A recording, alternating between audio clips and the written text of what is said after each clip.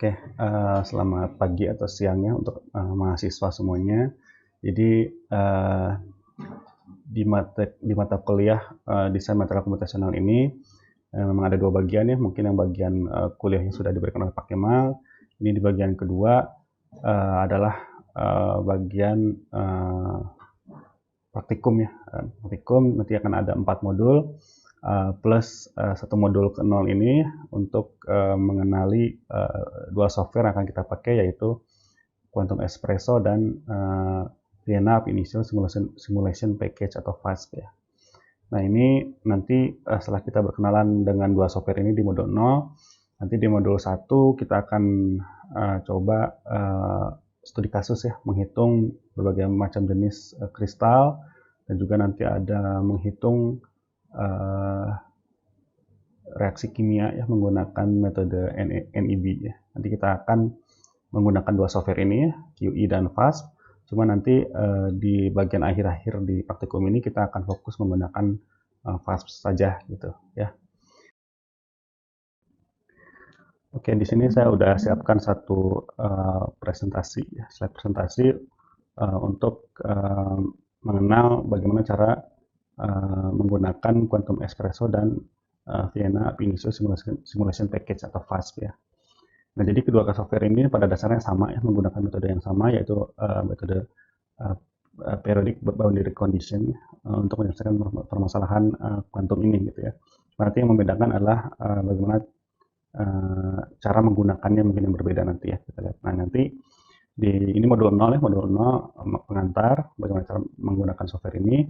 Nanti di modul-modul berikutnya kita akan studi kasus baik itu menghitung struktur bulk dan juga struktur surface untuk reaksi kimia ya. Oke, kita ke slide berikutnya. Nah, ini pertama adalah tentang gambaran besar komputasi material ya. Jadi kata kuncinya adalah ab initio, yang artinya adalah melakukan komputasi tanpa parameter empirik ya. Hal ini berbeda dengan software-software komputasi lain, misalnya seperti finite element method ya. Kalau di metode FEM ini gitu, jadi kita memasukkan parameter-parameter empirik yang didapatkan dari eksperimen, itu dimasukkan ke dalam software, kemudian disimulasikan gitu. Tapi kalau di ab initio ini kita benar-benar tanpa parameter empirik kita melakukan komputasi, sehingga hasilnya bisa dikomparasi secara langsung dengan hasil eksperimen. Nah, di sini contohnya ada hydrogen sulfide atau H2S.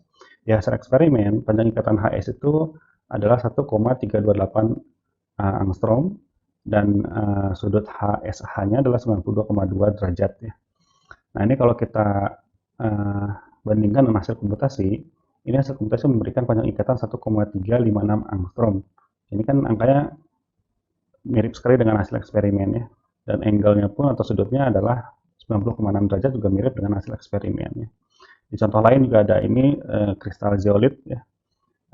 Kristal punya parameter kisi A, B, dan C gitu ya. Ini hasil eksperimen. Nah, sekarang kalau kita bandingkan dengan hasil komputasi, ini hasilnya juga sangat dekat ya. Nah, ini menunjukkan betapa powerfulnya DFT ya untuk menghitung struktur material yang hasilnya sangat dekat dengan hasil eksperimen gitu ya. Nah, makanya software-software DFT ini mempunyai dua fungsi ya. Yang pertama adalah explanation atau penjelasan, yang kedua adalah prediction atau prediksi ya. Nah, contohnya di sini saya berikan di sebelah kiri ini adalah hasil eksperimen ya, eksperimen dari spektroskopi Raman ya. Nah, di hasil spektroskopi ini didapatkan dua energi aktivasi ya untuk peak A dan peak B ini gitu, yang angkanya berbeda. Nah, ini di level spektroskopi ini nggak bisa dijelaskan kenapa bisa ada dua energi aktivasi berbeda untuk material yang sama gitu ya. Untuk material yang sama, untuk reaksi yang sama, tapi didapatkan dua angka yang berbeda. Nah, ini hanya bisa dijelaskan di level kuantum, di level molekular seperti ini gitu ya.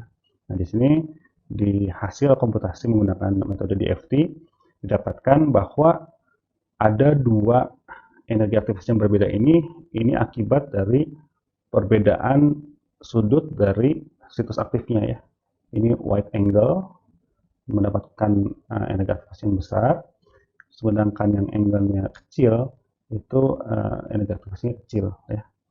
Nah, ini adalah satu fungsi dari software DFT untuk menjelaskannya. Nah, tapi bisa juga berfungsi sebagai prediksi ya. Jadi memprediksi suatu material baru ya. Kita hitung, nanti akan keluarnya hasilnya akan keluar berupa prediksi bahwa material ini akan memiliki sifat-sifat tertentu ya, yang memang dicari oleh para peneliti gitu. Nah, ini yang menjadi cita-cita CMD ya. Jadi kita mendesain mulai dari teori, level teori, sampai nanti akhirnya menjadi real di eksperimen gitu ya. Nah, kalau prediksi ini dimulai dari teori, itu kan kalau teori kan biayanya rendah ya. Jadi kita bisa mensimulasikan berapa banyak material pun gitu ya. Nanti hasil yang paling bagus, hasil yang paling optimum itu baru direalisasikan dalam eksperimen gitu ya. Nah, desain material menggunakan teknik komputasi ini yang saya jelaskan tadi ya. Jadi simulasi kuantum yang bisa menggunakan software apapun, ada fast, ada quantum espresso, ada Gaussian ya. Kemudian dianalisis sifat fisiknya, sifat mekaniknya, sifat kimia seperti apa gitu ya. Apakah nanti dari analisis ini apakah sudah sesuai dengan keinginan gitu ya. Jadi sifat material untuk solar cell atau untuk fuel cell itu sifat-sifat tertentu kan sudah kita ketahui seperti apa gitu ya. Nah, kalau belum sesuai, ini kita bisa prediksi struktur baru ya. Kita modifikasi strukturnya, kemudian kita simulasikan lagi, kemudian kita analisa lagi, dan begitu seterusnya berputar sampai akhirnya kita mendapatkan sifat-sifat yang paling dekat dengan apa yang diinginkan gitu ya. Ini yang disebut dengan desain material komputasional. Nah, tadi di awal kuliah ini saya berbicara tentang DFT atau Density Functional Theory. Nah, itu apa gitu ya? Apa itu Density Functional Theory? Jadi mungkin juga Pak Kemal sudah banyak menjelaskan tentang ini di awal-awal kuliah ya. Jadi DFT itu lahir karena memang permasalahan interaksi antar elektron itu tidak mudah jika diselesaikan secara eksak gitu ya. Nah, jadi butuh pendekatan lain, yaitu pendekatan berupa densitas atau kerapatan elektron. Jadi ada Prof. Kohn dan Prof. Sam ini memformulasikan sebuah metode ya, dengan berbasiskan N ini. N ini adalah kerapatan elektron. Nah, ini dengan kerapatan elektron ini interaksi antar elektron dan juga interaksi inti dan elektron itu bisa diselesaikan gitu ya. Nah, ini juga kita mengenal ada interaksi inti dan elektron yang saling mendekat begitu ya. Ada juga interaksi antar elektron yang saling jauh ya. Juga kita juga kenal ada exchange and correlation ya. Ini sifat natural dari elektron ya. Jadi elektron itu karena sifatnya saling repulsion, itu elektron itu akan berusaha sejauh mungkin dari elektron lainnya gitu ya. Jadi dalam satu orbital yang sama nggak mungkin dia mengisi orbital yang sama ya. Sama seperti kalau kita naik bis, kita akan prefer duduk di kursi yang kosong dulu ya.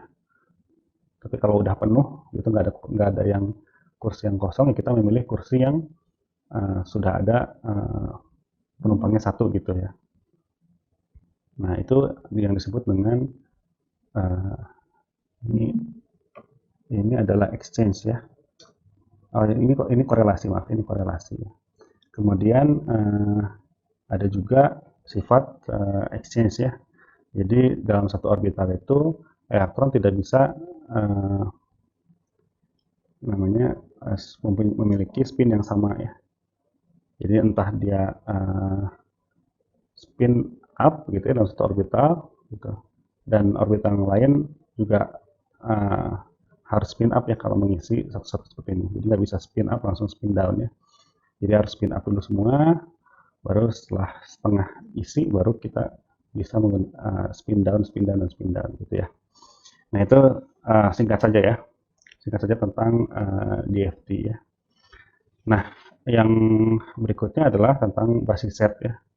Nah ini untuk menyelesaikan persamaan konsum ini kita memerlukan namanya basis set ya. Gitu. Nah ada dua basis set yang dikenal yaitu atomic orbitals dan plane wave ya. Nah ini sangat berbeda pendekatannya ya. Nah untuk quantum espresso dan fast ini kita menggunakan basis set plane wave ya. Nah dengan menggunakan basis set plane wave ini ada keuntungannya yaitu periodic boundary condition ya. Artinya untuk material-material seperti kristal itu karena dia berulang ya, berulang secara periodik, itu kita bisa menggunakan periodicity ini gitu ya dalam memecahkan atau menghitung material kristal gitu ya. Nah, sedangkan untuk yang basis set atomic orbitals ini digunakan oleh software-software seperti Gaussian ya. Ini lebih cocok untuk menghitung tingkat molekular ya, jadi molekul-molekul yang memang tidak periodik gitu ya secara nature. Jadi itu mungkin lebih cocok ya. Oke. Nah ini sedikit lebih jauh mengenai basis set ya. Ya tadi saya sudah jelaskan ya bahwa basis set atomic orbital itu nggak periodik ya, sedangkan yang plane wave itu periodik. Nah kemudian untuk yang atomic orbital basis set dia juga menggunakan all elektron ya, artinya elektron dari sel yang paling dalam sampai sel yang paling luar itu dia hitung ya, dihitung. Sedangkan untuk plane wave ya karena dia periodik akan sangat memberatkan komputasi gitu. Jadi nggak semua elektron di-include ya dalam kalkulasinya gitu ya. Hanya elektron-elektron yang ada di sel terluar saja yang dihitung gitu ya. Karena memang interaksi antar elemen itu kan memang yang banyak berpengaruh itu kan elektron-elektron terluar ya. Jadi ide dasarnya dari situ ya. Nah makanya dalam plane wave basis set itu dibutuhkan yang namanya pseudo potensial ya. Jadi pseudo itu samar-samar ya, dan potensial. Jadi potensial yang samar gitu ya. Artinya yang elektron terluarnya saja yang dihitung gitu ya. Gitu. Nah, untuk molecular dynamics yang menggunakan atomic basis set itu expensive ya, artinya time consuming untuk yang Colli forces ya. Dan ini juga expensive juga untuk yang Karp-Parrinello ya. Gitu. Oke. Nah, apa saja yang bisa dilakukan oleh DFT tadi di awal sudah saya singgung ya. Jadi DFT itu bisa memprediksi dan menjelaskan fenomena, contohnya di sini adalah surface chemistry ya. Kemudian bisa juga reaksi kimia sini, dan juga untuk menjelaskan electronic structure dari sebuah material ya. Nah ini kita langsung masuk ke bagian praktis ya, bagaimana menggunakan QE dan FAST ya. Jadi memang pada dasarnya sama ya, QE dan FAST ini ada input ya, ada input file yang harus kita siapkan ya. Kemudian input ini dimasukkan ke dalam mesin kita ya untuk diproses atau untuk dikalkulasi. Kemudian setelah kalkulasi selesai kita akan mendapatkan output. Nah yang membedakan antara QE dan FAST, kalau di QE kita menyiapkan satu file saja ya, satu input file saja ya, yang berakhiran .in ini ya. Nah sedangkan di FAST itu kita menyiapkan 4 file, incar, postcar, podcar, dan key points ya, tanpa akhiran gitu ya, tanpa extension. Tapi sebetulnya di input.in yang diperlukan di QE ini isinya sama persis dengan incar, postcar, podcar, dan key points ini persis sama, isinya sama gitu ya. Cuma perbedaannya ini dipisah, ini disatukan gitu ya. Nah untuk menyiapkan input file ini kita bisa menggunakan text editor ya seperti Notepad atau Notepad++ atau yang lainnya ya. Cuman di sini kita akan menggunakan Notepad++ ya yang biasa saya gunakan. Ya. Kemudian setelah siap input filenya, kita submit input file ini ke dalam mesin ya dengan menggunakan berbagai perintah ya untuk dikalkulasi gitu. Nah di QE ya Ini perintah ini ada banyak ya, ada pw.x, ada nep.x, ada ph.x. Ini tergantung dari kebutuhannya, jenis kalkulasi apa yang ingin kita jalankan ya. Kalau PW ini adalah untuk yang general ya, untuk seperti optimisasi geometri dan lain-lainnya. Kalau NEP ini yang buat menghitung reaksi kimia ya, atau menghitung energi aktivasi dan lain-lainnya. Ya, pH.x ini adalah fonon ya, untuk menghitung fonon gitu ya. Nah, sedangkan pada FAST itu perintahnya cuma satu, FAST saja gitu. Itu bisa kita kontrol mau menghitung apa itu dari incar file ini gitu ya. Seperti itu. Nah, nanti ini prosesnya biasanya lama ya, bisa order jam sampai hari atau sampai minggu ya, tergantung dari kemampuan komputernya dan permasalahan yang dihitung ya. Nah, ini akan menghasilkan output file. Nah, outputnya ini juga berbeda ya antara QE dan FAST ya. Kalau di QE outputnya ini satu, yaitu .out ini ya. Walaupun sebetulnya nanti kita lihat ya di file di subfolder itu juga sebetulnya banyak file-file yang dikeluarkan ya. Nah, cuma kalau untuk FAST ya, kalau untuk FAST ini output filenya banyak juga ya, banyak. Tapi nanti kita lihat ya, file nama file itu spesifik ya, selalu sama ya. Apa yang dikeluarkan itu selalu sama gitu ya, nama-nama filenya dan jenis-jenis file-filenya gitu. Ini kita lihat ya. Oke. Oke, kita lanjut dengan cara kerja QE dan FAST ya. Jadi ini bagian yang paling penting mungkin ya yang harus Anda pahami. Jadi pada dasarnya QE, FAST ataupun Gaussian itu melakukan 2 kali iterasi ya. Yang pertama adalah iterasi elektronik SCF calculation, di sini saya tuliskan, dan yang kedua adalah iterasi ionic atau geometry optimization ya. Nah, perbedaannya apa? Nah, kalau yang elektronik atau SCF calculation ini adalah kalkulasi untuk menghitung persamaan konstan yang tadi ya. Nah, jika ini sudah selesai ya, di sini saya ini ya. Jadi pertama dia akan membaca input file ya. Kemudian dia akan mulai menghitung ya. Akan menghitung iterasi pertama ya. Iterasi ini dia akan menghitung sesuai dengan persamaan konstan tadi. Kemudian jika hasilnya itu sudah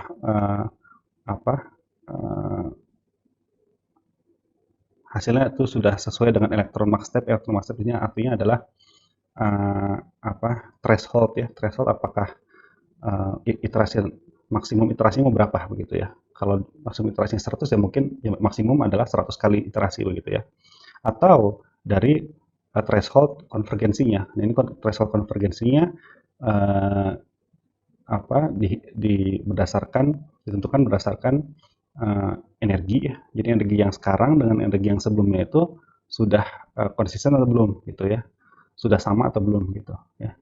Nah, kalau ada gap, ada perbedaan yang besar, itu akan terus dilakukan iterasinya gitu ya. Jadi di sini kalau jumlah iterasi maksimum belum tercapai dan threshold dari konvergensi belum tercapai, itu akan diberikan density baru, kemudian dihitung lagi menggunakan persamaan konstan tadi, dan begitu seterusnya sampai dia konsisten ya. Antara kalkulasi yang iterasi yang saat ini dengan hasil kalkulasi dengan iterasi yang sebelumnya itu sampai konsisten itu akan terus berjalan gitu ya. Nah, sampai akhirnya konsisten. Nah, jika sudah konsisten dihasilkan energi dan gaya gitu ya, itu akan dilihat lagi apakah kalkulasi ini hanya kalkulasi SCF saja atau kalkulasi dengan geometri optimisasi gitu ya. Nah, kalau kalkulasi ini adalah kalkulasi SCF saja, ini sudah selesai ya. Jadi kita sebut sebagai disebutnya dengan single point energy calculation saja gitu ya. Ini akan langsung selesai gitu ya. Nah, tapi jika juga ingin menghitung geometry optimization ya, ini posisi-posisi atom ini akan digeser ya. Akan digeser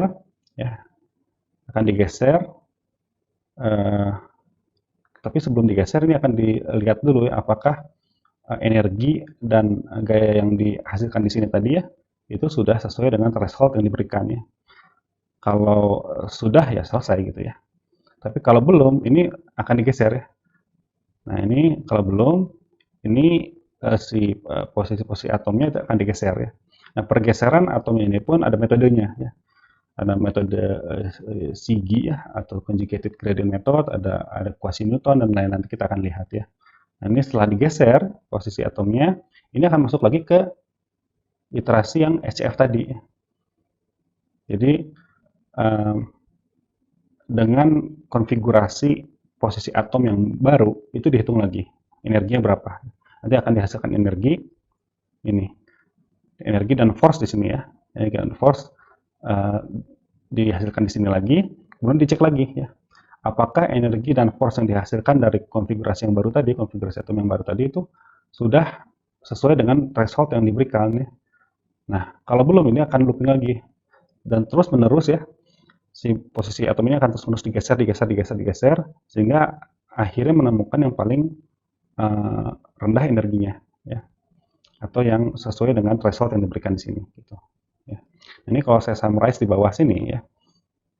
Jadi untuk electronic SCF calculation ya, ini posisi atom ini diberikan dari input file ya, tetap tidak digeser-geser. Kemudian kerapatannya ditebak, dihitung persamaan konsamnya. Jika belum self consistent, dia akan menghitung kerapatan baru. Dan ini posisi atomnya masih sama ya, posisi atom masih sama. Dan sampai akhirnya ini dia self consistent ya, artinya yang tadi ya, energi yang dihasilkan sama dengan energi yang di iterasi sebelumnya ya. Nah, sedangkan di yang bagian sini ini posisi atom diubah ya. Kemudian masuk ke HF calculation lagi yang ini ya, dan begitu seterusnya sampai dia menemukan energi yang paling minimum gitu ya. Oke. Nah, satu iterasi SCF tadi ya, itu apa sih yang dikerjakan oleh QE dan FASB ya? Pertama, dia akan menghitung potensial eksternal inti ya. Kemudian akan ditebak kerabatan elektronnya ya. Kemudian akan dihitung Hartree dan exchange potensialnya di sini ya. Kemudian jumlahkan semua potensialnya dan didapatkan solusi dari persamaan Kohn-Sham. Nah, kemudian dihasilkan kerapatan elektron baru ya. Nah, ini yang dibandingkan ya. Kerapatan elektron yang dihasilkan dari persamaan Kohn-Sham ini akan dibandingkan dengan tabakan yang awal di sini ya. Kalau dia sudah self consistent berarti ya sudah selesai dalam sekali tebakan, berarti tebakannya bagus gitu, tebakannya bagus sudah selesai, langsung keluar energi dan gayanya gitu. Tapi kalau belum ya, karena tebakannya kurang bagus, ini dia akan terus berputar gitu ya, berputar sampai menghasilkan kerapatan elektron yang konsisten gitu ya. Nah, ini tentang QE dulu ya, di output dari QE itu ya. Jadi kita punya working directory di sini ya. Ini dolar ini artinya untuk komen ya. Jadi kalau kita berikan komen pw.x menggunakan input file ini ya, dimasukkan ke dalam sini dan dihasilkan output.out, ini nanti dalam working directory-nya akan dihasilkan file ini ya, sesuai dengan yang diperintahkan di sini gitu. Nah, tapi ada juga satu folder lagi, yaitu folder tmp ya, contohnya di sini. Ini berisi semua detail hasil kalkulasi ya. Di sini ada wave function-nya, ada charge density-nya, dan lain-lainnya gitu ya. Ini disimpan di tmp gitu ya. Jadi di sini folder tmp mengandung semua file yang dihasilkan oleh pw.x ya. Dan ini file-file ini sangat penting untuk processing seperti DOS, band structure, dan charge density ya. Nah, berbeda dengan QE, pada FAST itu tidak ada subdirectory ya. Jadi dalam satu working directory itu akan dihasilkan semua file di situ ya, nggak ada subdirectory ya. Jadi contohnya ini adalah komennya cuma satu ya, kalau di FAST ya ada FAST saja ya, nggak perlu dispesifikasikan mana input file, mana output filenya. Jadi begitu perintah FAST ini dieksekusi ya, dia akan mencari 4 file yang diminta ya, yang dibutuhkan. Yang pertama adalah incar, postcar, keypoint, dan potcar ya. Jika salah satu di antara 4 ini nggak ada gitu, ini akan error ya. Jadi pastikan keempat file ini ada dengan nama file yang sama ya. Nama filenya harus begini ya. Hurufnya besar semua gitu ya. Dan harus tidak ada ekstensinya gitu. Jangan ada ekstensinya ya. Nah, setelah kalkulasi dijalankan ya, ini pasti akan dihasilkan file-file ini ya gitu. Mau jenis kalkulasi apapun gitu ya, ini ke semua file ini pasti akan dihasilkan gitu ya. Nanti akan membedakan adalah isinya. Jadi contohnya kalau ingin menghitung DOS, nanti isi DOS car filenya akan lebih spesifik, akan lebih banyak begitu ya, kalau memang spesifik tentang DOS gitu ya. Kemudian kalau ingin menghitung band structure, ini di eigenfile ini nanti isinya juga akan lebih spesifik ya, begitu. Tapi sekalipun kalkulasinya adalah untuk kalkulasi geometri optimisasi saja gitu misalnya ya, ini DOS current eigenfile ini pasti akan dihasilkan gitu, walaupun isinya hanya apa adanya gitu ya. Nah, di sini saya berikan contoh di sebelah kanan ya. Working directory saya misalnya lanthanum oxide ya. Nah, jadi untuk optimisasi bulknya ya, untuk perhitungan DOS-nya, untuk perhitungan band pada struktur belakang ini harus dilakukan di direktori yang terpisah-pisah gitu ya. Jadi begitu sama hal ya untuk yang kalkulasi surface ya. Jadi untuk surface 001 untuk optimisasinya ya, ketika ada O2 datang ya, ketika O2-nya sudah terpecah ya, dan ketika ketika akan pecah itu ini kalkulasi ini harus terpisah-pisah ya dalam direktori yang berbeda-beda. Kenapa? Karena mereka akan menghasilkan output file yang sama namanya gitu. Jadi kalau dilakukan di direktori yang sama, itu nanti akan saling tumpang tindih gitu ya. Nah, ini sangat berbeda dengan QE ya. Kalau di QE itu contohnya di sini untuk kalkulasi yang bug OPT, bug DOS dan bug BENS ini bisa dilakukan di satu folder yang sama ya. Nanti kita akan lihat apa yang bisa membuat QE seperti itu gitu ya. Nah, ini adalah kerangka input file QE ya. Jadi seperti yang saya sebutkan di awal tadi, input file QE itu hanya satu ya, yaitu input.in ya. Namanya bisa bebas ya, teman extensionnya harus .in gitu ya. Nah, di sini ada bagian kontrol ya, ada bagian sistem, elektron, ions, dan atomic position, dan juga ada key points-nya gitu ya. Nah, ini harus sama persis ya. Ada dan kontrol diakhiri dengan slash ya, dan sistem diakhiri dengan slash, dan seterusnya hanya sampai sini sampai ion ya. Nah, di sini bagian kontrol ini adalah yang mengontrol akan kalkulasi apa gitu. Dan bagian sistem ini sistemnya seperti apa ya? Sistem dari materialnya itu seperti apa, diatur di sini gitu ya. Nah, ini bagian elektron, ini yang tadi saya jelaskan di awal adalah untuk yang bagian elektronik SCF calculation ya. Ini pengaturannya ada di sini gitu. Untuk yang ion ini untuk yang ionic calculation sebelah kanan tadi saya jelaskan ya. Kemudian atomic speciesnya di sini misalnya menggunakan silikon ya. Ini adalah massa jenisnya, kemudian ini adalah file dari potensialnya ya. Kemudian di sini ada koordinat dari silikonnya, kemudian ada key point yang akan kita gunakan gitu ya. Oke, ini hanya kerangkanya saja, nanti detailnya apa ini calculation, apa ini restart mode itu nanti akan dijelaskan berikutnya ya.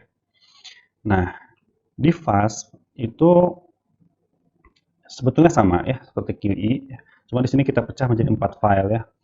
Nah, bagian incar ini ya, bagian incar file ini mirip seperti bagian yang ini ya, dari kontrol sistem elektron dan ion ya sampai sini.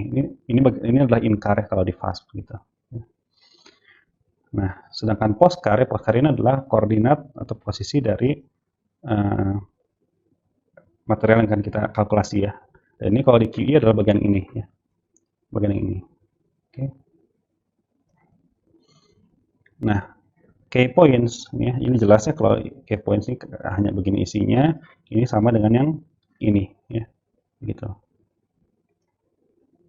Dan potcar ya, potcar ini adalah file potensial yang yang dibutuhkan untuk kalkulasi ya, seperti yang tadi saya sebutkan di awal, bahwa untuk QE dan fast ya, karena dia menggunakan metode periodik ya, atau plane wave basis set, jadi dibutuhkan pseudo potensial ya. Nah, pseudo potensial ini disediakan ya, disediakan baik oleh QE ataupun fast, itu disediakan, tinggal kita pakai saja gitu. Nah, khusus untuk fast ya, karena potensial atau pseudo potensial yang disediakan oleh fast itu untuk per elemennya, untuk per elemen misalnya untuk hidrogen, untuk Fe, untuk kobalt dan sebagainya gitu ya. Itu kalau untuk sistem yang lebih dari satu elemen, di sini contohnya adalah lanthanum oxide, ini kan ada lanthanum dan oksigen gitu ya. Nah, ini kita bisa satukan ya, dari pot-car yang ada gitu ya, pot-car lanthanum yang ada dan pot-car oksigen yang ada, kita bisa gunakan perintah cat ya untuk menyatukan dua file ini gitu ya. Nah, kalau di QE file potensial itu ini ya gitu. Dan file potensial ini diberikan path-nya gitu ya di sini ya, di sedodir ya. Jadi di mana ditempatkan file-file ini gitu ya. Tapi kalau di fast kan podcast itu kan harus ada di working directory-nya gitu ya. Jadi tidak perlu men-setting path gitu ya. Nah, itu tadi tentang QE dan fast ya. Nah, sekarang kita akan belajar bagaimana membuat postcard kalau di fast ya. Bagaimana menyusun atom-atom ini ke dalam koordinat begitu ya. Nah, kita harus mengerti dulu apa itu sistem periodik ya. Jadi kalau kristal ya, jadi struktur kristal itu dibangun oleh dua hal ya. Yang pertama adalah Bravais lattice ya, yang kedua adalah atomic basis gitu ya. Nah, Bravais lattice ini adalah ya mudahnya adalah ini adalah sangkarnya gitu ya. Batasan di mana atom itu harus berada gitu ya. Nah, sedangkan atomic basis adalah ininya, posisi-posisi atomnya gitu ya. Nah, kalau kita taruh ketiga atom ini di bagian sini gitu ya, menjadi seperti ini akan periodik gitu ya. Ini satu yang kecil ini akan akan diulangi ke arah atas ya, begitu, dan akan diulangi ke arah kanan gitu ya. Dan juga akan diulangi ke arah yang keluar dari sumbu monitor ini gitu. Gitu. Nah, ini menjadi sistem periodik ya. Nah, yang kotak kecil ini ya, ada A1 dan A2 ini disebut dengan primitif lattice vektor ya. Ada A1, A2 dan ada A3 begitu ya. Kalau 3 dimensi. Oke. Dan atomic basis adalah yang ini ya, jumlah dan posisi atom dalam primitive cell gitu ya. Oke, kita lanjut dengan kristalografi ya, sekilas aja. Mungkin juga ini udah kalian pelajari di mata kuliah fisika zat padat ataupun di fisika material ya. Jadi contohnya di sini saya tuliskan ada jenis kristal FCC atau phase center kubik ya. Ini yang mungkin kalau kalian pelajari di fisika material atau fisika zat padat, ini unit sel FCC ini seperti ini gitu ya. Ada 4 sudut, ada 1, 2, 3, 4, 5, 6, 7, 8 ya di sudut-sudutnya. Kemudian juga ada 8 di bagian face-nya ini ya. Gitu. Nah, ini adalah unit cell ya. Nah, cuma kalau kalian perhatikan baik-baik ya, sebetulnya kalau kita menggunakan kerangkanya adalah ini ya, yang 3 garis ini gitu ya, bukan lagi yang kubus ini gitu ya. Ini sebenarnya kita bisa definisikan yang namanya primitive cell ya, yaitu ini saja gitu ya. Tapi ini vektornya bukan lagi yang ini ya, sumbunya bukan lagi yang ini ya, tapi yang baru yang ini gitu ya, gitu. Ya. Nah, jadi ini ada yang disebut dengan lattice vektor ya, gitu. Nah, lattice vektornya adalah ini gitu ya. Setengah dari A, jadi contohnya ini A1 ya, A1 adalah yang ini nih, yang maaf, A1 itu adalah yang ini ya. Jadi A1 adalah setengah dari Y ya, setengah dari sumbu Y ini, sumbu Y ya, setengah dari sumbu Y ya, dan A ini adalah lattice parameter kisinya ini, karena ini kan satu apa nih, sumbu ini satuannya dalam A ya gitu. Ini juga A, ini juga A gitu ya. Nah, ini untuk yang A1 ini adalah setengah A Y gitu ya, untuk sumbu Y, dan setengah dari Z gitu ya, A Z gitu. Nah, ini adalah sumbu A1 ya. Ini adalah untuk sumbu A2 dan ini adalah sumbu A3 gitu ya. Nah, dengan menggunakan sumbu yang baru ini gitu ya, itu untuk FCC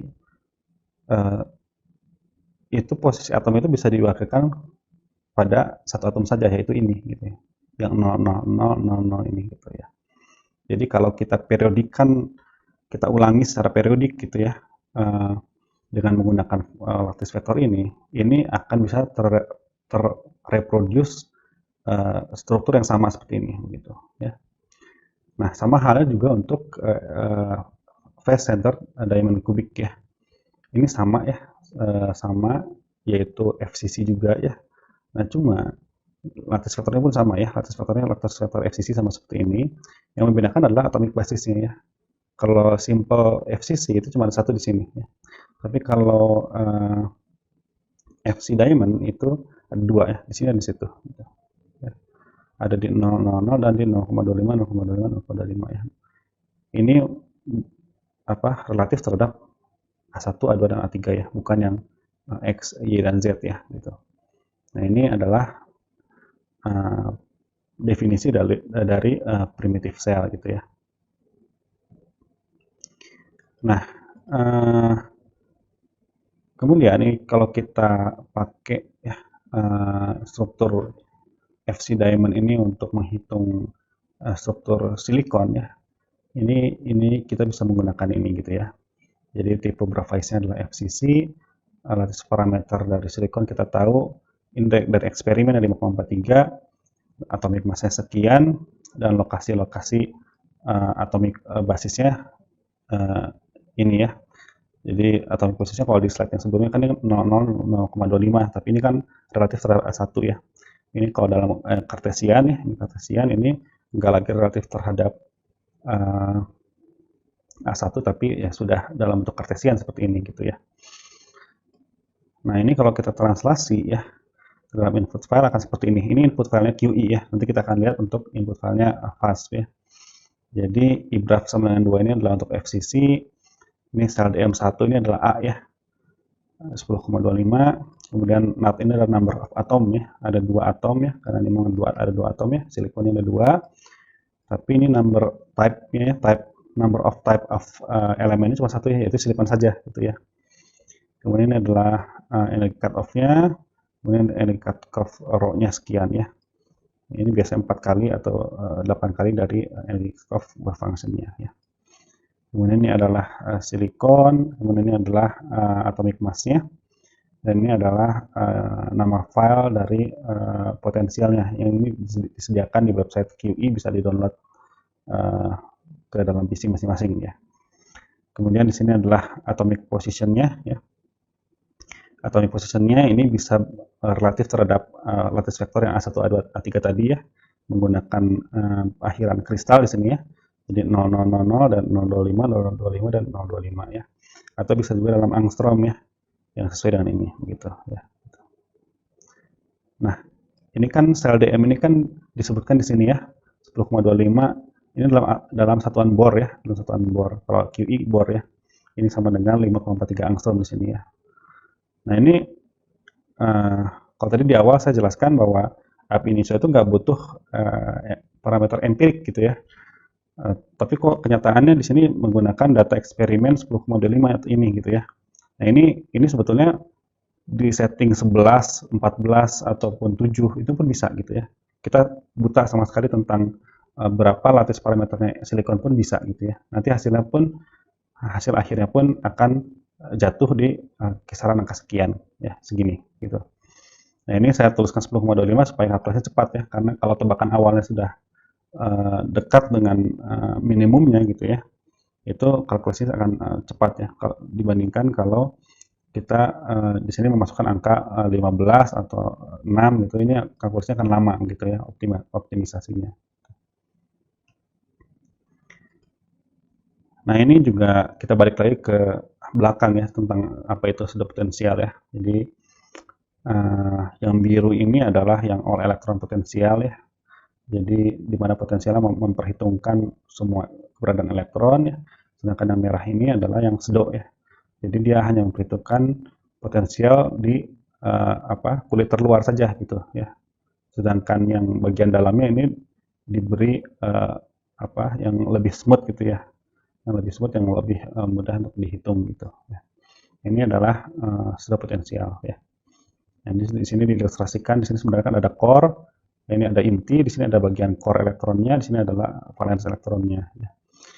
Nah, di sini di sudah potensial ya, yang diperhitungkan betul-betul adalah hanya valence elektron saja, sedangkan bagian core-nya, bagian intinya di sini adalah diganti dengan ini pseudo ya, yang kurva yang lebih smooth dibandingkan ini gitu, ya.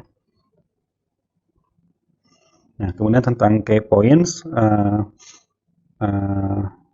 ini sedikit menyinggung tentang apa itu Brillouin zone gitu ya.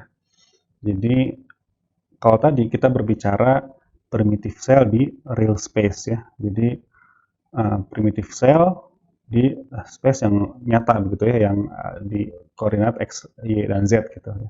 Sekarang kita akan merubah primitive cell ini ke dalam yang namanya reciprocal space ya, yaitu bentuk transformasi Fourier dari real space gitu.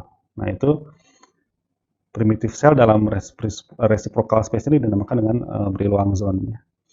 Nah, ini kalau dalam 2 dimensi ya, cara menentukan Brillouin zone itu mudah ya. Jadi dari titik-titik K point yang ada ini gitu ya, ini tinggal ditarik garis ya, garis antar titik ini gitu ya, gitu. Kemudian diambil tengah-tengahnya gitu ya, tengah-tengahnya diambil. Nah, kemudian di apa istilahnya, diambil daerah yang beririsan gitu. Nah, ini adalah Brillouin zone gitu ya. Ini untuk kasus-kasus yang 2 dimensi ya. Dan dengan menggunakan prinsip yang sama ya, untuk 3 dimensi pun kita akan bisa mendapatkan yang namanya Brillouin zone. Ini adalah Brillouin zone untuk FCC ya, seperti ini gitu. Dan ini dengan adanya Brillouin zone ini, ada titik-titik K point yang bisa kita tentukan dan kalkulasi gitu ya. Nah, dengan menggunakan reciprocal space ini gitu ya, perhitungan menjadi lebih baik ya, lebih akurat ya, karena untuk menentukan kerapatan elektron ini memang butuh integral di ruang Brillouin zone gitu ya. Nah, di tahun 76 Moncourse dan Peck ini mengusulkan cara untuk membagi rata key points ya, dan menggunakan formasi seperti ini ya. Jadi kalau key point itu secara praktikal di QI dan FAST itu kita bisa isikan manual ya, kita memilih titik-titik ini ya, entah gamma ya, L atau U gitu, atau X ini kita bisa pilih sendiri ya gitu. Tapi ada juga cara yang otomatis ya, yang diperkenalkan oleh Moncourse dan Peck ini gitu ya. Jadi kita hanya tinggal menentukan mau berapa kali berapa gitu ya. Contohnya di sini adalah 4 kali 4 kali 1 ya, artinya ke X-nya 4, ke Y-nya 4 gitu ya, dan ke Z-nya 1 gitu ya. Nah, di sini ada 4, 1, 2, 3, 4 ke X, 1, 2, 3, 4 ke Y gitu ya. Nah, di dalam metode Moncourse Peck ya, kalau ininya genap ya, ini key points-nya akan berada di sekitaran gamma point ya. Tapi kalau ininya ganjil ya, contohnya sini 555 ya, maka salah satu titiknya akan berada tepat di gamma point gitu ya. Makanya kalau menggunakan metode Moncourse Peck ini gitu ya, kalau ingin mengikut sertakan gamma point dalam kalkulasi, itu pastikan menggunakan yang nilainya ganjil gitu ya. Oke. Oke, jadi kita masuk ke bagian praktikumnya dari modul ke-0 ini. Jadi kita akan langsung coba menggunakan QI dan FAST untuk menghitung struktur kristal dari silikon ya. Nah, di modul ini sudah saya siapkan input file yang diperlukan untuk QI dan FAST ya. Di bagian pertama ini adalah input file untuk QI ya. Nah, ini dalam folder atau Windows Explorer saya siapkan dalam silikon di sini ya, ada untuk QI dan untuk FAST ya. Untuk QE hanya ada input file ini, yang ini ya. Kemudian ada satu file lagi untuk running ke mesin Fujitsu nanti ya.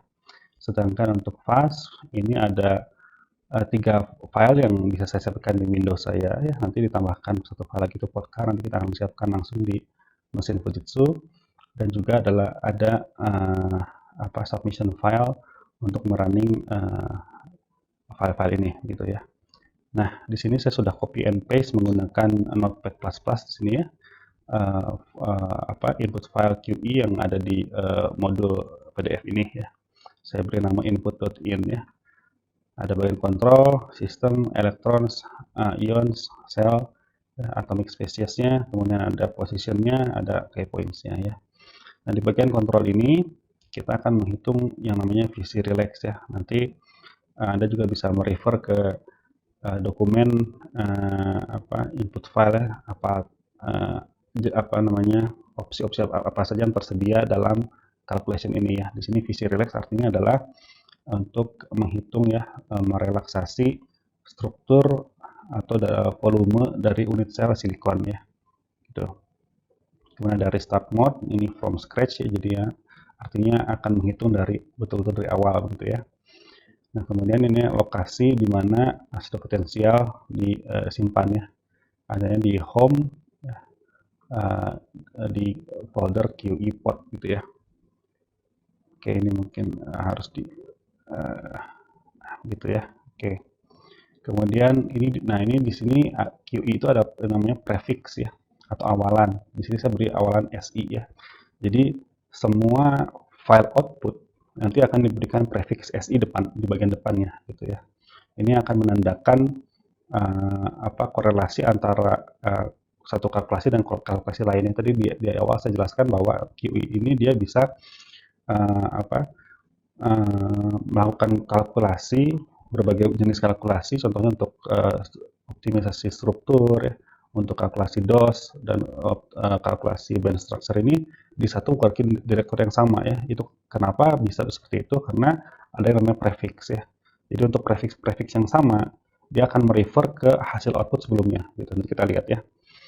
Kemudian ada outdir di sini directory di mana output file akan ditempatkan ya, yaitu di folder tmp, di mana tmp ini ada lokasinya ada di //nya artinya adalah lokasi yang sama dengan working directory ya. Jadi di dalam directory itu gitu ya. Kemudian kontrol yang paling penting juga adalah namanya force convergence threshold ya. Jadi kapan kalkulasi relaksasi struktur ini akan berhenti gitu ya. Ini satuan dalam AU ya. Ini adalah satuan dari energi ya. Kalau tidak salah kita bisa reverse ke sini. Maaf ya, ada di sini.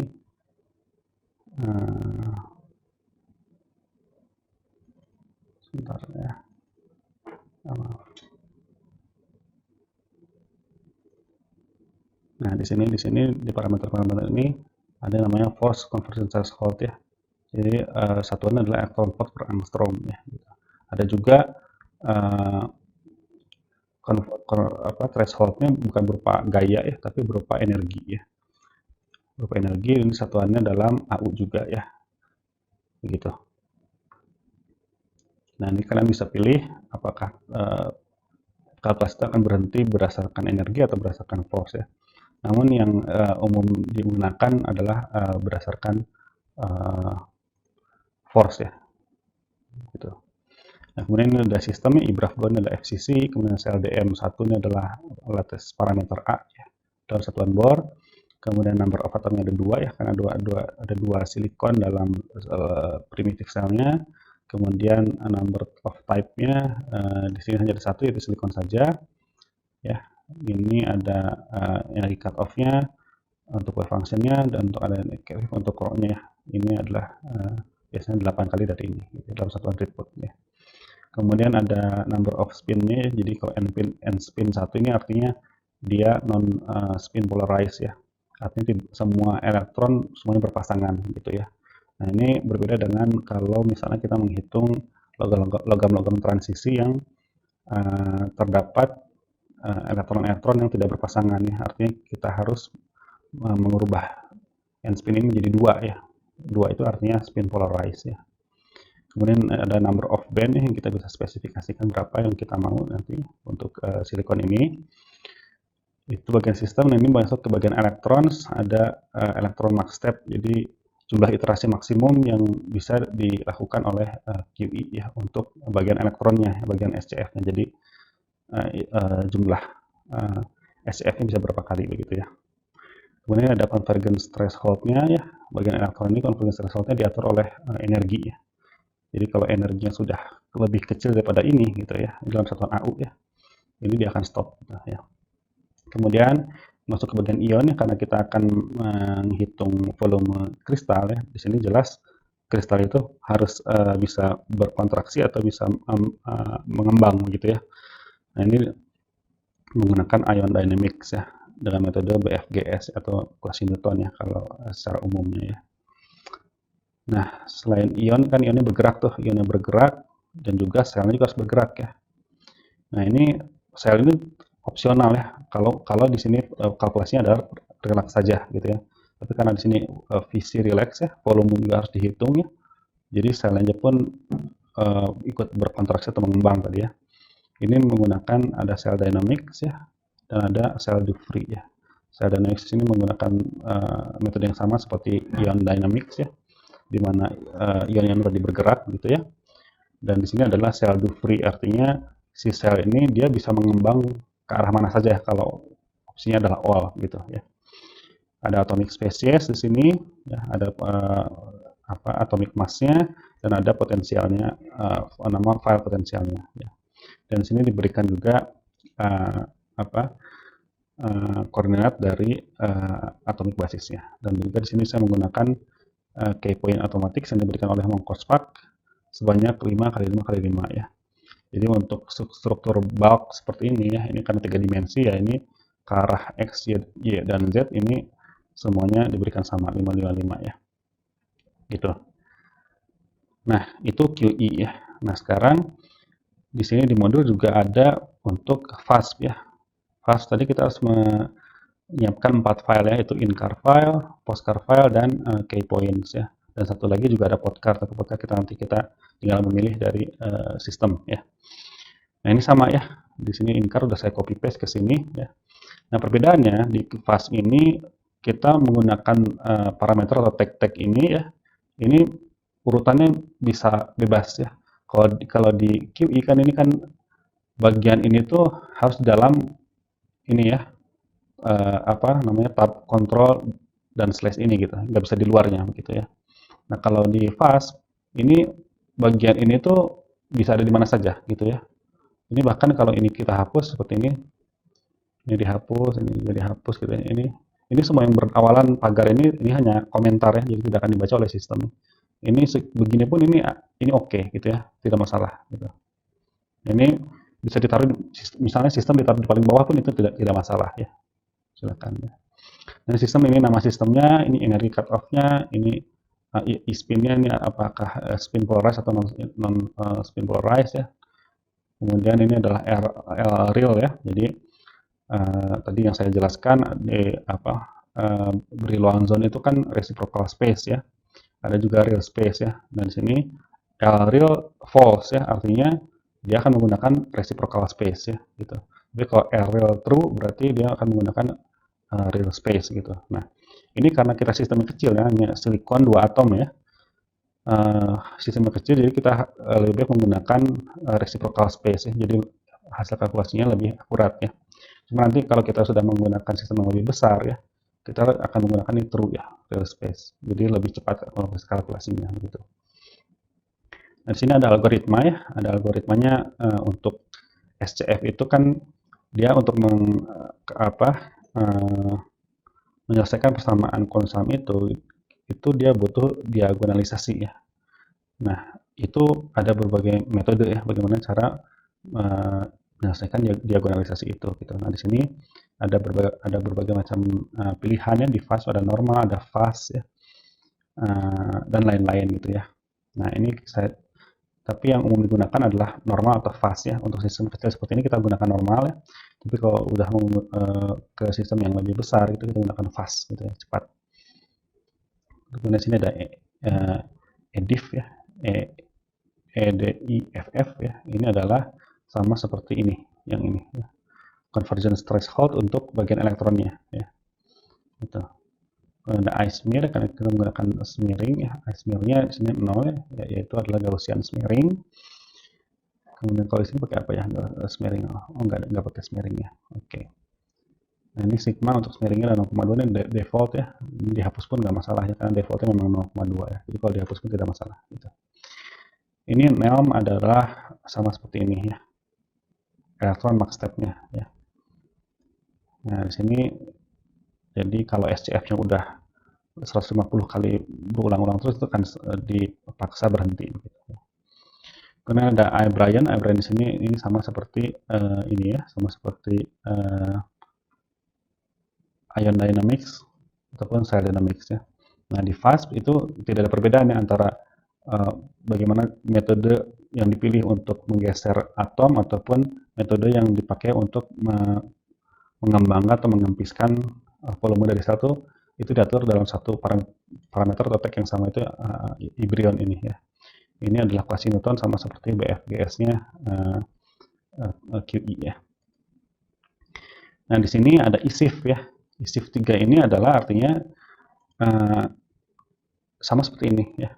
Calculation mode-nya gitu ya.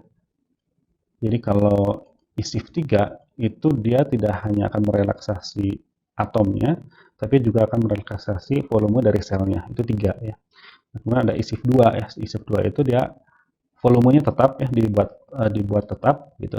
Yang bergerak hanya atom-atomnya saja gitu ya. Nah, ini pilihan-pilihan ini juga sudah disediakan di websitenya FAST atau di ini ya, yang sudah saya siapkan di sini. Oke, nah ini ada ISIF itu mana ya, istilah di sini ya. Ada 2, ada 3 dan macam-macamnya. Kalian bisa baca lagi nanti sendiri di file ini. Oke.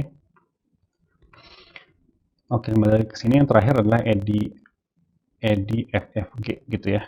Nah, ini EDFFG ini sama seperti ini ya. Jadi threshold buat konvergasi dari geometrinya gitu ya. Kalau yang ini tadi kan yang tanpa G ini kan itu konvergasi untuk elektronnya, untuk SCF-nya ya. Ini buat yang pergerakan atomnya itu ya. Nah, ini diawali dengan minus ya. Artinya kalau minus ini adalah force ya. Jadi 0,05. Ini satuannya adalah elektron volt per angstrom ya, gitu satuannya. Ini kalau kita terjemahkan ke dalam AU ini sama seperti ini ya. Gitu. Ini berdasarkan force gitu ya. Nah, tapi juga bisa kita menggunakan berdasarkan energi ya. Kalau mau energi ini di positif gitu ya. Di positif biasanya kalau energi biasanya 0,001 begitu ya. Ini akan dalam satuan elektron volt gitu. Tapi dalam hal ini kita sekarang menggunakan force ya gitu. Oke, ini interval ya. Kemudian post Carval ini sama ya seperti di QI ya. Ini yang utama ya. Ini adalah koordinat dari kedua atom silikon yang kita butuhkan ya. Jadi kalau di QI kan ini di sini ya. Nah, di sini. Nah, cuma kalau di QI ya, ini kan tipe kristalnya sudah ditentukan di sini, IBRAF-nya 2 atau FCC ya. Kemudian sel DM satunya atau A-nya atas parameter kisinya adalah di sini juga ditentukan di sistem ya. Nah, kalau di FAST ini semua ada di postcard ya. Ini bebasin nama saja. Kemudian ini adalah parameter kisinya yang A tadi, yang ini dalam satuan angstrom ya. Kalau ini kan dalam satuan Bohr ya. Gitu.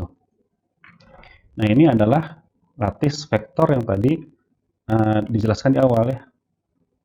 Ya, kalau saya balik lagi ke ini. Nah, ini ya. Ini adalah lattice vektor dari FCC gitu ya. Nah, saya tuliskan di sini gitu ya. Ini adalah lattice vektor untuk primitive cell-nya FCC. Kemudian di baris berikutnya ini adalah tipe atomnya ya. Tipe atomnya apa ya? Silikon ya, silikon. hanya ada silikon, jumlahnya 2 gitu ya, jumlahnya 2. Kemudian ada Selective Dynamics, ini untuk opsi jika atom-atom ini tidak akan bergerak bebas ya. Nah, jadi di sini kan pakai TT ini artinya true ya, tapi bisa juga contohnya misalnya saya tuliskan di sini F false gitu. Jadi artinya untuk atom silikon yang di 000 ini dia hanya bebas bergerak di apa ke arah A1 ya dan A2 gitu ya. Tapi tidak ke A3 gitu. Ya. Tapi dalam hal ini saya ingin semuanya bebas bergerak gitu ya. Nah, kemudian di sini juga ada pilihan direct add. Directnya artinya adalah sama seperti kristal ya pada QE ya. Artinya tapi pilihan lain selain direct adalah ada juga Cartesian ya. Cartesian gitu ya. Jadi bisa dua macam untuk menuliskan koordinat, bisa direct atau Cartesian ya. Gitu. Baik, itu Oscar ini kayak points ya. Kayak points ini baris pertama ini bebas ya. Kemudian ini juga jika tidak ada pergeseran ini 0. Kemudian metodenya apa? Bisa menggunakan manual atau menggunakan mengprospek ya. Di sini dalam hal ini saya menggunakan mengprospek sebesar 5 kali 5 kali 5. Dan ini juga tidak ada pergeseran dalam titiknya ya. Artinya kalau kita balik lagi ke sini, nah ini ya, ini kan 555 ya. Ini yang standar, jadi nggak ada pergeseran kemana gitu ya. Di sini 0. Ini jadi titik-titik ini masih bisa kita geser-geser ya kalau mau gitu ya. Tapi dalam hal ini saya nggak mau geser-geser, jadi pakai 0 saja gitu. Oke, dan juga kita ada submission file yang harus disiapkan ya untuk mensubmit file-file ini agar bisa di running di mesin Fujitsu ya. Oke. Nah, sekarang kita akan coba masuk ke mesin Fujitsu ya menggunakan jadi di sini ada dua software yang saya pakai ya. Bukan software ya, program kecil begitu ya, namanya WinSCP ya, ini buat Windows ya. WinSCP ini untuk mentransfer file ya. Coba saya logout dulu ya, close session dulu. Nah, ini WinSCP ini untuk mentransfer file dari komputer Windows kita ya, atau dari laptop kita ke mesin Fujitsu yang ada di PPNN ya. Nah, satu lagi itu putih ya. Putih ini adalah untuk memberikan ini seperti remote ya, remote desktop, cuma nanti kalau remote desktop dalam Windows itu kan bentuknya ya ada tampilan Windows seperti ini gitu ya. Nah, ini putih ini akan meremote tapi hanya command prompt saja gitu ya, hanya nanti kita lihat ya hanya berupa perintah-perintah saja begitu ya. Nah, yang pertama harus kita setting di sini adalah kita membuat site baru ya, masukkan hostname atau IP address-nya Fujitsu VPN ya, yaitu ini ya 167.205.667 ya, dan username menggunakan ini ya U0000 ya, dan passwordnya nanti saya akan berikan langsung live ketika mata kuliah berjalan ya. Nah, ini ketika sudah dimasukkan semuanya, bisa diklik save gitu, di save untuk bisa masukkan seperti ini. Kemudian kita login di sini ya. Nah, saat login kalian akan masuk ke sini ya. Nanti tolong buat folder dengan nama masing-masing ya. Di sini kemudian saya buatkan di sini folder baru ya, new directory, saya tambahkan SI ya. Gitu. Nah, cuma karena dalam Windows saya sudah tersedia ya. Saya akan ke hard disk, kemudian oke, nah di sini saya udah menyiapkan tadi semuanya di sini ya. Jadi tinggal saya kopikan saja semuanya ya. Ini saya drag and drop ke sini, saya kopikan semua. Oke, ini sudah masuk semua ya. Nah, sekarang kita coba akan merunning QE yang pertama ya. Nah, yang pertama yang coba saya double klik, ini jangan lupa bahwa kita menspesifikasikan ini ya, ada sudah potensial file ya di sini ya, home seperti ini ya. Dan kita cek dulu ya, apakah di home U00 kemudian ada QE port ya. Nah, ini ya. Nah, dan di sini SI sudah saya siapkan di sini ya. ini ada atau tidak filenya gitu ya, yang kjpau psl ini ya, ini ada di sini ya, yang n ya ini. Oke, sudah tersedia, jadi aman ya. Nah, sekarang kita kembali ke working directory, dan ini juga submission filenya sudah ada ya. Sekarang kita akan coba submit file ini ya, dengan menggunakan putih ya. Nah, ini juga sama di putih ya, kalian masukkan IP address dari Fujitsu ya, kemudian kasih nama, misalnya di sini Fujitsu PNN, kemudian save gitu ya. Jadi tinggal klik, kemudian open. Dan satu lagi mungkin yang harus di setting ya, maaf, oke, cancel, maaf ya, putih. Ini mungkin harus di setting adalah mungkin di sini adalah ke SSH X11. Nah, ini di enable ya. Ini untuk menampilkan X Windows dari Linux-nya PPNN ke Windows kita. Oke. Ini sekarang kita balik lagi ke sini, saya save dulu. Ini saya akan langsung open ya. Open, di sini muncul yes. Ini oke. Oke, sini username adalah U0000 ya. Password nanti saya berikan.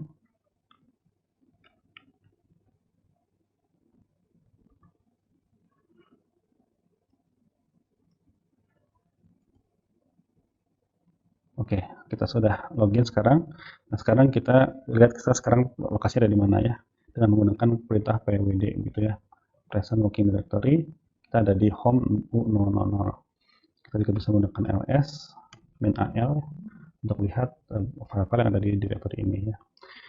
Nah, biasanya kita bisa masuk ke sebuah directory dengan menggunakan cd gitu ya, cd, kemudian ke folder namanya masing-masing, harus sini ya, kemudian ke silikon gitu ya.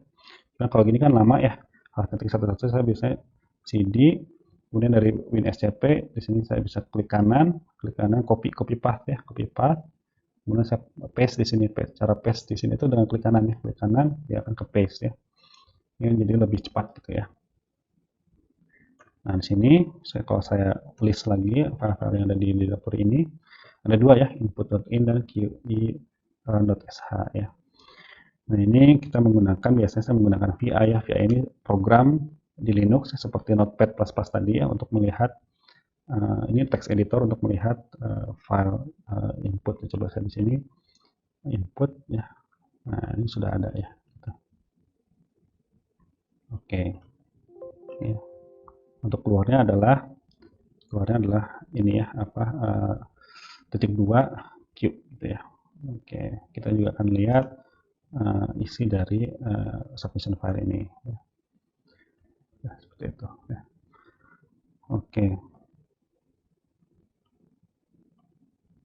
Nah, ini yang harus kita, karena kita di PPNN ini menggunakan sistem apa antrian ya, yaitu menggunakan program queue namanya ya.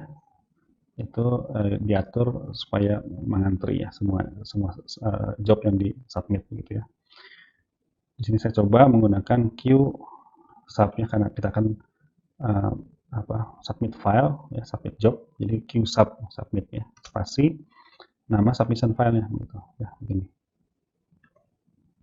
Di enter, kita akan cek statusnya queue start ya, apakah sudah masuk atau belum ya. Nah, di sini seharusnya sudah masuk ya, harusnya sudah masuk, tapi ternyata tidak ada ya job kita di sini ya. Nah, mungkin ada error ya, coba kita refresh di sini ya. Nah, ini ada error di sini, error message ya. Nah, ini pokoknya kalau ada kata-kata seperti ini berarti ini ada apa yang tidak bisa terbaca dalam input filenya ya. Jadi dalam input file ini ya, ini karena kita tadi menggunakan Windows ya, dalam menyiapkan input file ini gitu ya. Ini kita coba hapus satu ya, kita menggunakan i di sini. Saya tekan tombol i ya untuk masuk ke tombol insert ya. Nah, insert di sini masuk ya, masuk untuk mengedit ya. Saya menggunakan tombol delete gitu ya, delete, kemudian saya tambahkan lagi gitu ya. Mana nggak keluar ya. maaf ada 2 ya. Nah, saya tambahkan lagi hal yang sama ya. Kemudian saya tekan tombol escape di keyboard ya untuk keluar dari mode insert ya. Nah, sekarang saya sudah keluar dari mode insert. Kemudian saya akan keluar dan save ya menggunakan titik 2 W ini untuk save dan sekaligus untuk keep with Q gitu ya. Sekarang kita coba lagi dengan panah atas ya, panah atas bawah kita bisa melihat history komen-komen yang udah kita masukkan gitu. Kita coba lagi running ya. Kita Q start lagi. Oh, masih belum masuk ya. Ada apa ini? Nah, ada error kedua di sini.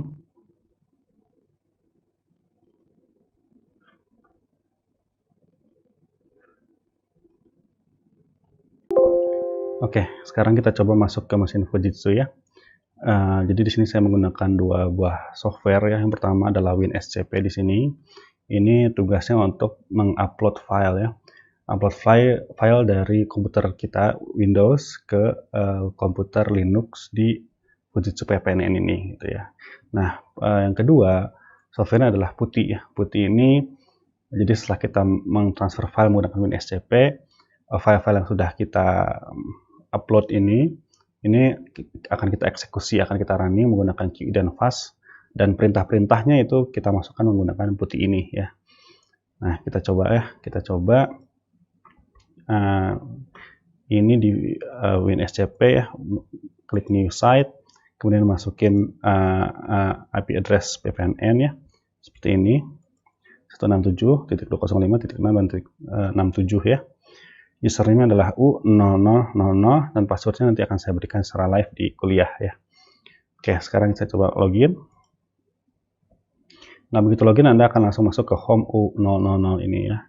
Nah, di sini tolong nanti Anda bikin direktori masing-masing dengan nama masing-masing ya. Di sini saya memberi nama direktori saya Haris gitu ya. Nah, di sini saya sudah siapkan folder SI ya. Jadi katakanlah SI ini tidak ada gitu ya. Anda bisa mendrag and drop di sini ya. Jadi yang sebelah kiri ini adalah posisi komputer Windows Anda. Yang di sini adalah lokasi komputer Fujitsu ya, yang ada di PPNN ya. Jadi tadi di folder SI ini Anda sudah bikin 2 folder fastburn QI, di mana QI adalah ada input in dan qrun.sh gitu ya.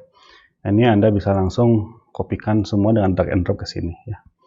Nah, setelah selesai di copy ya, ini akan ada 2 file yang sudah disiapkan tadi, input file dan submission file qrun.sh ya. Nah, satu lagi kita akan buka yaitu adalah Putih ya. Ini sama dengan yang WinSCP ya. Di sini Anda bisa memasukkan hostname-nya atau IP address-nya Fujitsu ya.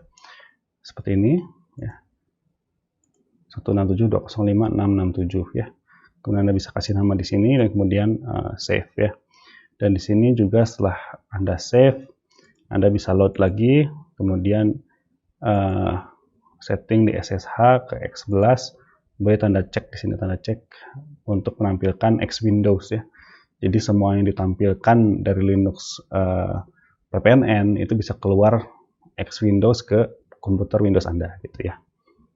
Kemudian ke bagian Windows dan colors gitu ya.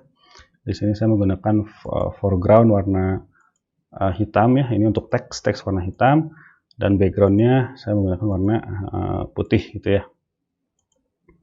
Oke, kembali lagi ke session. Kemudian saya klik save lagi, kemudian saya open. Oke, begitu di open, ini warna backgroundnya putih dan teksnya warna hitam ya. Kita masukkan username-nya adalah U0000 gitu ya, dan passwordnya. Oke. Nah, di sini kita ketikkan pwd ya, present working directory, untuk mengetahui di mana kita sekarang berada ya. Kita sekarang berada di sini ya, home U00 ini ya. Nah, biasanya kalau kita ingin ke suatu direktori, kita menggunakan cd gitu ya. cd kemudian tulis Haris gitu ya. kemudian tekan tombol tab dari keyboard ya, kemudian muncul otomatis gitu ya, kemudian SI gitu ya, dan QI misalnya, nah gitu ya. Nah, cuma ada cara lagi yang lebih cepat, yaitu ketika kita udah di sini, kita bisa klik kanan ya, dari WinSCP diklik kanan, copy path ya, copy path, kemudian di paste di sini ya, di paste dengan cara klik kanan ya. Nah, gitu. Oke. Nah, kita masuk. Nah, di sini kita dengan menggunakan perintah ls-al itu keluar semua file yang ada di dalam directory QI ini gitu ya. Nah, ini kita sudah siapkan input file ya, menggunakan VI. VI ini seperti Notepad++ tadi ya, text editor untuk melihat isi dari suatu file teks ya. Ini ya, ini sudah kita siapkan tadi. Untuk keluar kita bisa menggunakan titik 2 quit ya, dan juga submission filenya ya. Oke. Nah, sekarang untuk mensubmit input.in ini menggunakan QI, kita di Fujitsu itu menggunakan software antrian ya, namanya Q ya, Q. Nah, gitu ya. Nah, untuk sub itu untuk submission ya, untuk submit adalah Q sub gitu ya, Q sub, dan masukkan submission filenya gitu. Nah, kita enter. Nah, kita Q start ya untuk melihat statusnya. Nah, di sini terlihat ya, Q run.sh oleh user kita U000 ini sudah RR di sini adalah run ya, dengan normal gitu ya. Nah, ini kita akan tunggu sampai kalkulasinya selesai gitu ya. Kita bisa dengan menggunakan panah ke atas gitu ya, kita bisa mengulangi perintah dari history ya. Kita Q start lagi, dan ini masih running ya, masih running. Nah, sembari menunggu running, kita bisa lihat di WinSCP, kita refresh, di sini outputnya sudah ada yang sedang berjalan ya. Gitu. Nah, di sini masih waiting for input ya. Tapi biasanya ini mungkin error ya, karena biasanya nggak selama ini.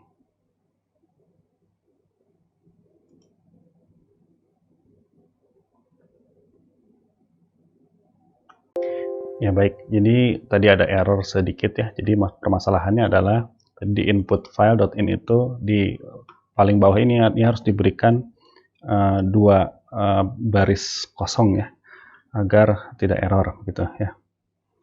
Nah, sekarang ini sudah running ya, sudah running dan sudah selesai ya, sudah selesai. Oke, nah ini tahu dari mana kita sudah selesai? Ini kita bisa mengeceknya dari output.out ini ya. Ini kita kalau ke paling bawah ya, ini ada job done, berarti sudah selesai dengan sempurna. Nah, yang ingin jadi kita perhatian adalah di sini, kita coba lihat di sini ya. Nah, kita akan mencari iteration ya. Coba ya, kita menggunakan ini saja ya. Jadi dengan menggunakan grep misalnya ya, kemudian grep iteration ya, iteration pada output ya. Jadi akan mengambil baris yang ada iterationnya di file output.out ini ya. Nah, ini kita lihat ya, ada iteration 1, 2, 3 sampai iteration, maaf, saya perbesar di sini ya.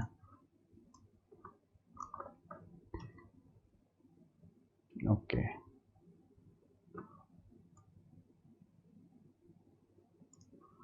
Nah, jadi ini untuk 1 kali SCF ya, ini dibutuhkan 6 iterasi ya. Jadi kalau jadi 6 kali balik ini ya, ini 6 kali balik baru didapatkan konsistensi ya. Nah, kemudian digeser volume atomnya diperbesar atau diperkecil gitu ya, dan atomnya digeser-geser masuk ke iterasi ionik kedua ya, gitu. Dan di step yang kedua ini membutuhkan 6 kali iterasi lagi gitu ya, untuk menghasilkan konsistensi di kalkulasi elektronik gitu. Nah, kemudian masuk ke step ketiga. Ya. Ini butuh berapa iterasi ini? Ada 8 iterasi, 8 iterasi.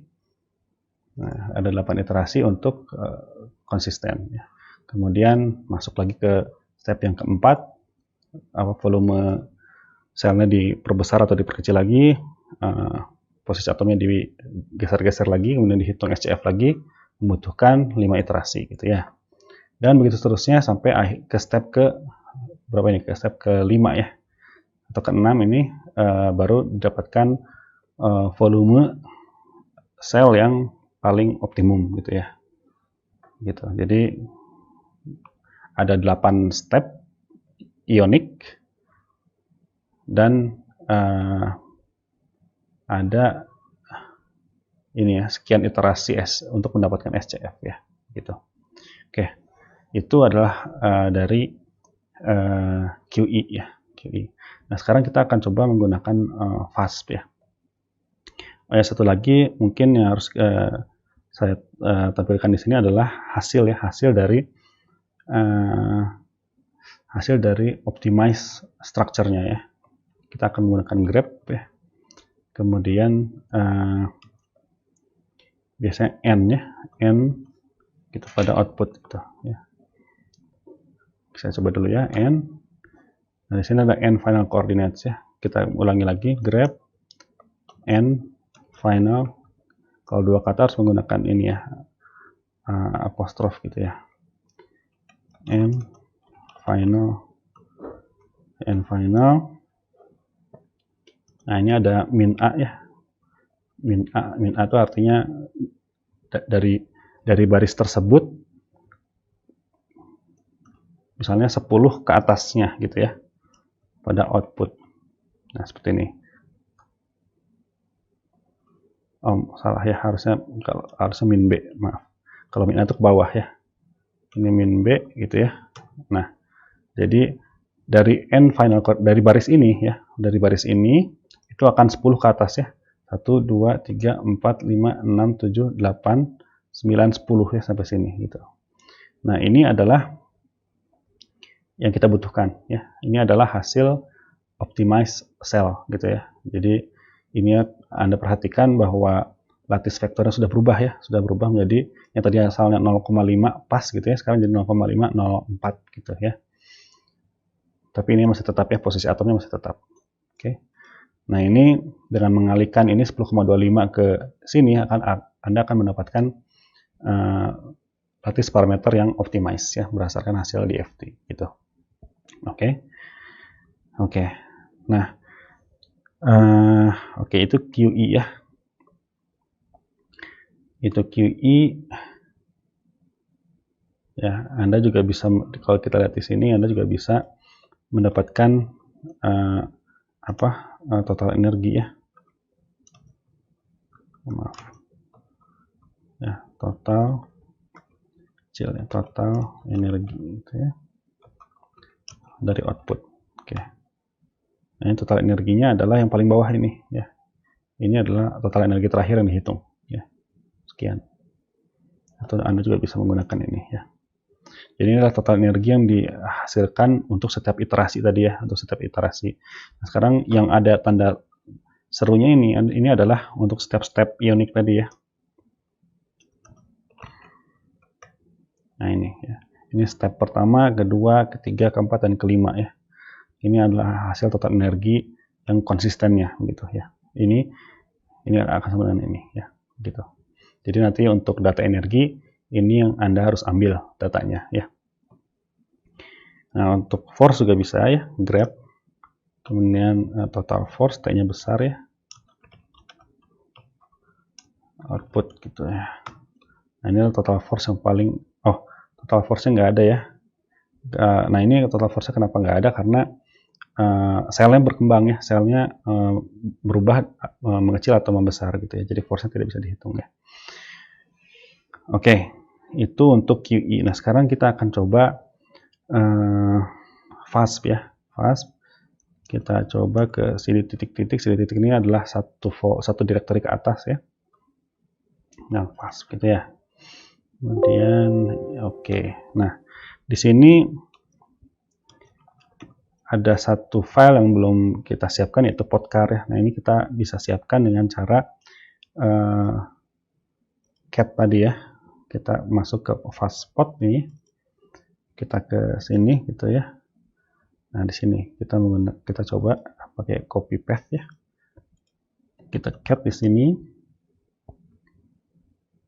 Nah, tapi karena ini cuma silikon satu ya, jadi tidak perlu pakai cat ya. Karena cat tadi untuk menggabungkan kan ya. Karena ini cuma satu, kita copy saja, copy ya. Kita butuhkan silikon ya, SI, kemudian podcast gitu ya. Kita copy file ini ya, yang dari sini ke sini itu kita copy ke kemana, ke sini, titik itu sini ya. Oke.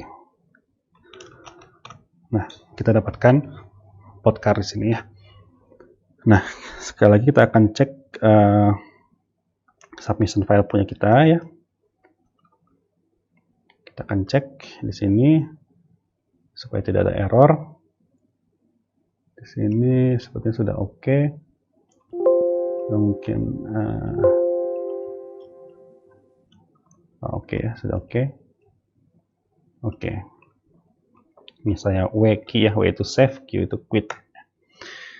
Nah, ini in-car juga rasanya sudah oke ya. Oke. Oke, poinnya juga sudah oke ya. Oke.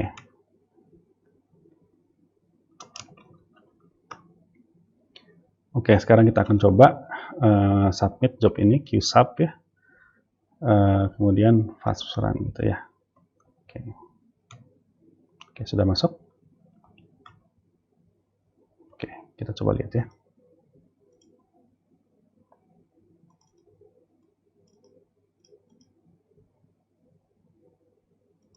Nah, di sini masih ada error ya. Masih ada error di ininya ya. Ada bin bus M ini ya. Artinya bin bus itu di sini ya. Nah, bin bus di sini masih error ya. Coba kita ada M karena kita buat di Windows tadi ya. Nah, coba saya ketik ulang di sini. Ini kemudian saya save ya. Save. Sekarang kita coba lagi ya. Oke, sekarang sudah nggak ada error. Ini sudah masuk. Jobnya sudah submitted dengan statusnya run ya, R sini. Nah, Anda bisa lihat ya, yang tadi ada hanya 4 file, sekarang menjadi banyak file ya. Gitu. Nah, sekarang ini ada error lagi nih katanya. Nggak ada error ya. Nah, ini kalian bisa lihat di log file outputnya ya. Nah, di sini sedang jalan ya. Nah, ini ada warning, ini biasanya, tapi ini warning bukan warning serius ya. Ini hanya masalah jumlah core untuk mengerjakan kalkulasi ini dengan optimum gitu ya. Nah, ini Anda bisa lihat ya. Jadi yang pertama ini adalah SCF pertama ya. SCF pertama dibutuhkan 13 iterasi ya. 13 iterasi sehingga akhirnya dapatkan energi ya. Ini energinya dalam elektron volt. Ini untuk SCF pertama ya. Ini kalau Anda refresh, oh ini udah selesai ya. Coba kita lihat lagi.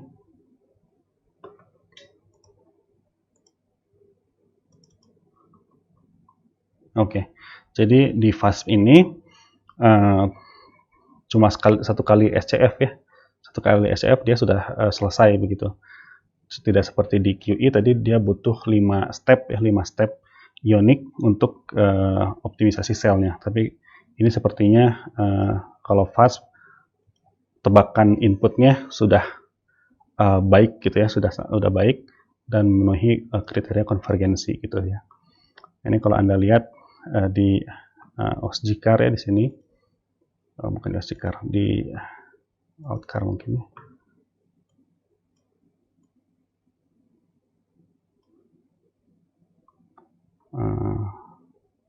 Gak ada ya. Oke, nah ini kita coba menggunakan script ya untuk melihat ini ya namanya VEF ya, visualize energy and force gitu ya. Nah ini Seperti QE juga sama ya. Di sini yang sebelah kiri itu ini nomor 0. Ini adalah force 0 ya, karena menghitung volume sel ya, jadi force-nya tidak bisa dihitung. Kemudian sini adalah energinya ya. Energinya adalah min 10,78 elektron volt begitu ya. Nah, ini jadi fast dan QE telah mengoptimasi. Nah, di fast itu hasil geometri terakhirnya ya yang telah teroptimisasi itu disimpan di file concar ya di sini.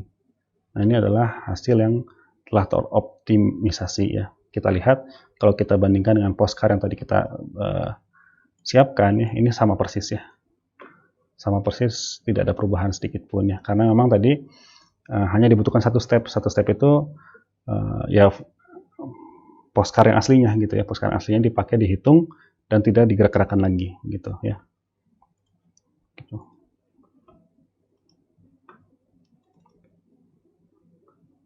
Oke, nah kalau Anda mau coba kalkulasi yang lebih strict gitu ya, ini convergence thresholdnya bisa diperkecil ya menjadi 0,01 misalnya gitu ya, dan sebagainya gitu ya. Oke.